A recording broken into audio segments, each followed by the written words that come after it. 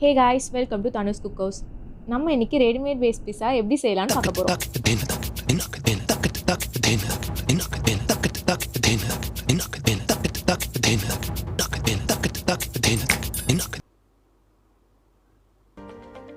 இதில் already holes போட்டிருப்பாங்க கடையில் வாங்கினதுலையே. ஆனால் நம்ம அகைன் ஃபோக் ஸ்பூன் வச்சு ஓட்டை போட்டுக்கலாம், இல்லைன்னா நமக்கு அடி பிடிச்சிரும்.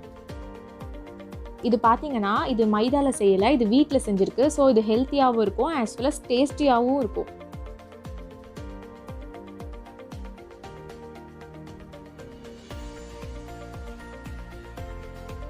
இப்போ நான் பீஸா சாஸ் அது மேலே அப்ளை பண்ணுறேன்.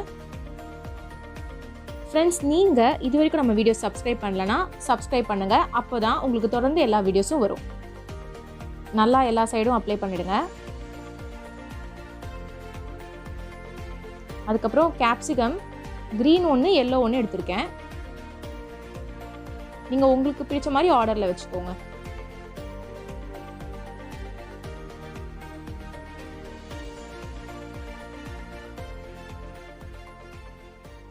இது பார்த்தீங்கன்னா தவாலே செய்யலாம், இதுக்கு அவன் இருக்கணும்னு கிடையாது.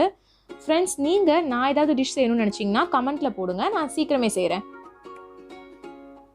அடுத்து ஆனியன், டொமேட்டோஸ் இது எல்லாத்தையும் வச்சிடலாம்.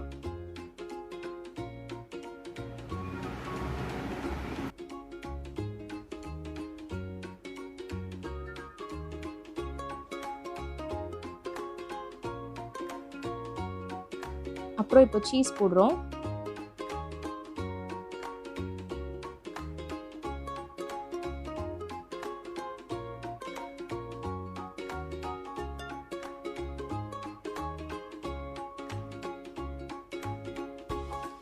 இப்போது நம்ம இந்த பேனை மூடி வச்சிடலாம்.